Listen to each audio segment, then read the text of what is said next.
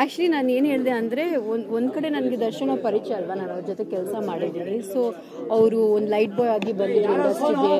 ತುಂಬ ಚೆನ್ನಾಗಿ ಅವ್ರು ಬೆಳೆದ್ರು ನಮ್ಮ ಇಂಡಸ್ಟ್ರಿನಲ್ಲಿ, ಒಳ್ಳೊಳ್ಳೆ ಹಿಟ್ಸ್ ಕೊಟ್ಟಿದ್ದಾರೆ ಆ್ಯಂಡ್ ಒಳ್ಳೆ ಹೆಸರು ಕೂಡ ಮಾಡ್ಕೊಂಡಿದ್ರು. ಸೊ ಆ ಒಂದು ಅವರು ಗ್ರೋತ್ ನೋಡಿ ನನಗೆ ಹೆಮ್ಮೆ ಆಗ್ತಾಯಿತ್ತು. ಯಾಕಂದರೆ ಏನು ಇಲ್ಲದೆಯವರು ಬಂದು ಇಂಡಸ್ಟ್ರಿನಲ್ಲಿ ಒಂದು ಒಳ್ಳೆ ಹೆಸರು ಮಾಡಿ ಒಂದು ಮಟ್ಟಕ್ಕೆ ಬೆಳೆದಿದ್ದಾರೆ ಅಂದರೆ ಒಂದು ಖುಷಿ ಆಗುತ್ತೆ. ಬಟ್ ಇವತ್ತು ನನಗೆ ಈಗ ಆಗದೆ ಹೋಗಿದ್ದಿದ್ರೆ ಇನ್ನೂ ಅಷ್ಟು ಚೆನ್ನಾಗಿರ್ಬೋದಾಗಿತ್ತು. ಆದರೆ ಅವ್ರ ಜೀವನ ಹಾಳು ಮಾಡಿಕೊಂಡ್ರು ಅಂತ ಅಲ್ಲಿಗೆ ನನಗೆ ಬೇಜಾರಾಯಿತು ಅಷ್ಟೇ. ಬಟ್ ಒಂದು ಸಮಾಜದಲ್ಲಿ ಇದ್ದೀವಿ ನಾವು, ಕಾನೂನು ಅಂದರೆ ನಾವು ರೆಸ್ಪೆಕ್ಟ್ ಕೊಡಬೇಕು ಆ್ಯಂಡ್ ಕಾನೂನು ಪ್ರಕಾರ ನಡ್ಕೊಂಡ್ರೇ ನಾವು ಸಮಾಜದಲ್ಲಿ ಒಂದು ಒಳ್ಳೆ ದಾರಿನಲ್ಲಿ ನಾವು ಎಲ್ಲರೂ ಹೋಗ್ಬೋದು. ಸೊ ಹಾಗಾಗಿ I am very happy with the judgement and I thank the Supreme Court for giving this judgment.